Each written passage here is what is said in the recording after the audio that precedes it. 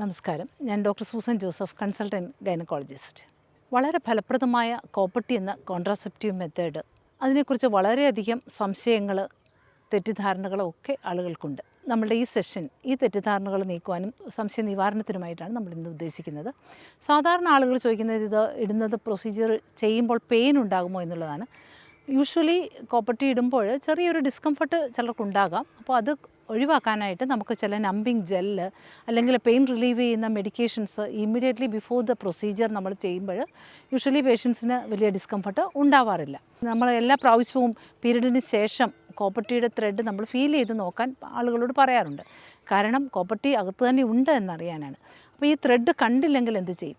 Thread കണ്ടില്ല എങ്കിൽ അതിൻ്റെ പോസിബിലിറ്റി ഒന്നുകിൽ ആ കോപ്പർട്ടി ഡിസ്പ്ലേസ്ഡായി കോപ്പർട്ടി എക്സ്പെൽ ചെയ്ത് പോയതാവാം, അല്ലെങ്കിൽ അതിൻ്റെ ത്രെഡ് ചിലപ്പോൾ അകത്തേക്ക് ചുരുണ്ടിരിക്കുന്നതാവാം. അപ്പോൾ ഇത് കൺഫേം ചെയ്യാനായിട്ട് തീർച്ചയായിട്ടും നിങ്ങൾ ഡോക്ടറെ സമീപിക്കണം. അത്രയും നാൾ നിങ്ങൾ ഡോക്ടർ ഈ കോപ്പർട്ടി പൊസിഷനിൽ തന്നെയാണെന്ന് ഉറപ്പ് വരുത്തുന്നതും വരെ തീർച്ചയായിട്ടും എന്തെങ്കിലും ഗർഭനിരോധന മാർഗ്ഗങ്ങൾ, കോണ്ടം പോലെയുള്ള ഒരു മാർഗ്ഗം തീർച്ചയായിട്ടും ഉപയോഗിക്കണം, പ്രഗ്നൻസി ആവാതിരിക്കാൻ. പിന്നെ ചിലരുടെ ചോദ്യം, കോപ്പർട്ടി കൊണ്ട് ട്യൂബൽ പ്രഗ്നൻസി കൂടുമോ എന്നുള്ളതാണ്. നമുക്കറിയാം കോപ്പർട്ടി വളരെ ഇഫക്റ്റീവായ 99% ഇഫക്റ്റീവായ ഗർഭനിരോധന മാർഗ്ഗമാണ്. ഇതുമൂലം യൂട്രസിനകത്തുള്ള പ്രഗ്നൻസിയും എക്ടോപിക് പ്രഗ്നൻസിൻ്റെ സാധ്യതയും കുറവാണ്. പക്ഷേ എക്ടോപിക് പ്രഗ്നൻസി അപൂർവമായിട്ട് കാണാറുണ്ട് കോപ്പർട്ടി ഇട്ടവരിലും. പിന്നെ ഈ കോപ്പർട്ടിയുടെ നമ്മൾ ഓരോ 6 മാസത്തിൽ തന്നെ നോക്കാൻ ബുദ്ധിമുട്ടുള്ളവർക്ക് ഈ കോപ്പർട്ടിയുടെ പൊസിഷൻ ശരിയാണോ എന്നൊക്കെ അറിയാൻ ഡോക്ടറുടെ അടുത്ത് ഒരു 6 മാസത്തിലൊരിക്കൽ ചെക്കപ്പ് ചെയ്താലും നല്ലതാണ്. അൾട്രാസൗണ്ടിൽ ഈ കോപ്പർട്ടി ഡിസ്പ്ലേസ്ഡ് ആയിട്ടിരിക്കുകയാണ്, അതായത് അതിൻ്റെ സ്ഥാനത്ത് നിന്ന് താഴേക്ക് വന്നിരിക്കുകയാണെങ്കിൽ, അതായത് യൂട്രസിൻ്റെ ക്യാവിറ്റിയിൽ ഒരു 2 സെൻറ്റിമീറ്ററോളം അതിൻ്റെ നോർമൽ പൊസിഷനിൽ താഴേക്ക് വന്നാൽ തീർച്ചയായിട്ടും അത് ഗർഭനിരോധനത്തിന് ഇഫക്റ്റീവ് ആവില്ല. അപ്പോൾ നമ്മൾ മാറ്റി ഒന്നുകിൽ വേറെ കോപ്പർട്ടി ഇടുക, അല്ലെങ്കിൽ വേറെ ഗർഭനിരോധന മാർഗ്ഗങ്ങൾ തീർച്ചയായിട്ടും ഉപയോഗിക്കുക. കോപ്പർട്ടി കൊണ്ട് ഇൻഫെക്ഷൻ ഉണ്ടാകുമോ, പെൽവിക് ഇൻഫ്ലമേറ്ററി ഡിസീസ്, അത് PID ഉണ്ടാകുമോ എന്നുള്ളതാണ് മറ്റൊരു ഭയം. അപ്പോൾ സാധാരണഗതിയിൽ ഈ ക്ലെമീഡിയ പോലുള്ള ഇൻഫെക്ഷൻസൊക്കെ ഈ യൂട്രസിൻ്റെ നെക്കിലൊക്കെ ഉള്ളവർക്കാണെങ്കിൽ ഒരു പ്രൊസീജിയർ, ഒരു ഇൻസ്ട്രുമെൻറ്റേഷനും ഒരു പ്രൊസീജിയർ യൂട്രസിനകത്തേക്ക് ചെയ്യുമ്പോൾ ഈ ഓർഗനിസംസ് അകത്തേക്ക് പോകാനും ഇൻഫെക്ഷൻ ഉണ്ടാകാനുള്ള സാധ്യതയുണ്ട്. പക്ഷേ ഈ പ്രോബ്ലംസ് എന്തെങ്കിലും ഉള്ളവരിൽ, ഇത് വളരെ എല്ലാവരിലും ഇതുണ്ടാവണമെന്ന് ഉള്ള ഒരു കാര്യമല്ല ഈ ഇൻഫെക്ഷൻസ് ഒന്നും. ഈ ഇൻഫെക്ഷൻസ് ഉള്ളവർക്ക് യൂഷ്വലി അത് ഡെവലപ്പ് ചെയ്യുക ആദ്യത്തെ 3 മാസങ്ങൾക്കകമാണ്. ഇത് വളരെ റെയറായിട്ടൊക്കെ കാണുന്ന ഒരു പ്രോബ്ലമാണ്. അതിന് ട്രീറ്റ് ചെയ്താൽ മാറാനുള്ളതേ ഉള്ളൂ. പിന്നെ ഈ കോപ്പർട്ടി കൊണ്ട് ഹെവി ബ്ലീഡിങ് ഉണ്ടാകുമോ, പെയിൻ ഉണ്ടാകുമോ? ആദ്യത്തെ കുറച്ച് മാസങ്ങളിൽ കുറച്ച് കൂടുതൽ ബ്ലീഡിങ്, കുറച്ച് പെയിനൊക്കെ ഉണ്ടാകാം. ഇതിന് തക്കതായ വേണ്ട മെഡിക്കേഷൻസ് തന്നാൽ ഇത് മാറാനുള്ളതേ ഉള്ളൂ. കോപ്പർട്ടി ഇടുന്ന മൂലം യൂട്രസിന് തുള വീഴുമോ, അതുപോലെ തന്നെ കോപ്പർട്ടി തന്നെ എക്സ്പെൽ ചെയ്ത് പോകുമോ എന്നൊക്കെയുള്ള ചോദ്യങ്ങൾ, അതും വളരെ റെയറായിട്ടുള്ള കോംപ്ലിക്കേഷൻസാണ്.